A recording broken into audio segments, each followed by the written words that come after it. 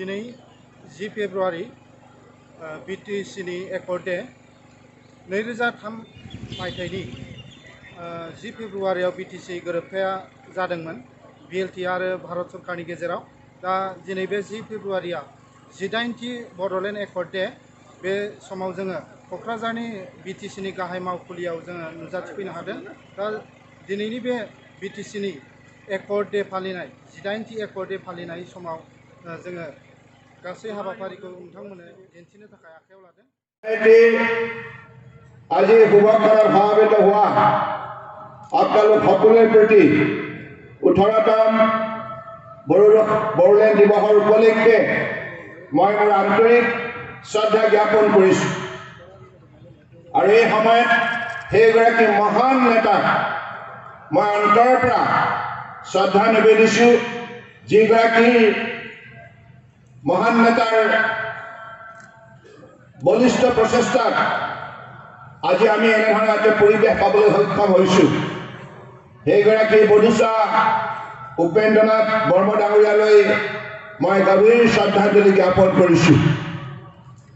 লগতে বড়ো জনগোষ্ঠীৰ পুৰুষা ব্যক্তি ৰূপনাথ বৰ্মা ডাঙৰীয়া, গুৰুদেৱ কালীচৰণ বৰ্মা ডাঙৰীয়া, সতীশ চন্দ্ৰ বসুমতাৰী ডাঙৰীয়া, কনকেশ্বৰ নাৰ্জাৰী ডাঙৰীয়া, সুজিত নাৰ্জাৰী ডাঙৰীয়া, সমৰ বৰ্মা চৌধুৰী ডাঙৰীয়া, চৰণ নাৰ্জাৰী ডাঙৰীয়া, হিতানাথ বৰ্মা চৌধুৰী ডাঙৰীয়া আৰু বিনেশ্বৰ বৰ্মা ডাঙৰীয়াক মই শ্ৰদ্ধাৰে স্মৰণ কৰিছোঁ। আজি আমি 18তম বড়োলেণ্ড দিৱস সকলোৱে মিলি উদযাপন কৰিছোঁ। ইয়াত কেৱল বিটিচি এলেকাৰ ব্যক্তি আছে এনে নহয়, অসমৰ শদিয়াৰ পৰা ধুবুৰীলৈকে বিভিন্ন জিলাৰ আজি ইয়াত বিভিন্নগৰাকী শুভাকাংক্ষী ব্যক্তি সমাৱেশ ঘটিছে আৰু সকলোৱে সদিচ্ছা আৰু আন্তৰিকতা লৈ এই সভাত অংশগ্ৰহণ কৰিছে।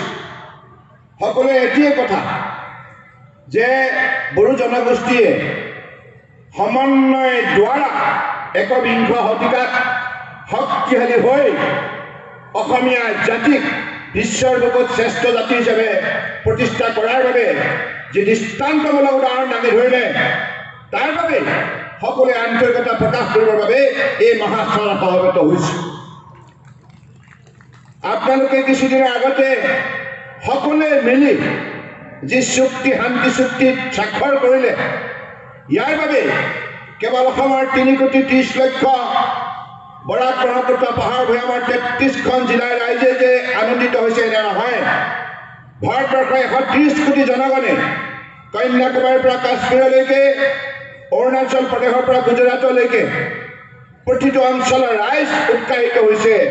সকলোৱে শান্তিৰ সপক্ষে বড়ো জনগোষ্ঠীয়ে লোৱা বলিষ্ঠ পদক্ষেপক গুৰুত্ব প্ৰশংসা কৰিছে। মাননীয় প্ৰধানমন্ত্ৰী, দেশৰ আদৰ্শবাদী নেতা নৰেন্দ্ৰ মোদী ডাঙৰীয়াই এই কোকৰাঝাৰতে আহি যোৱা 7 তাৰিখে তেখেতৰ বক্তব্যত এই কথাখিনি আন্তৰিকতাৰে প্ৰকাশ কৰি গৈছে।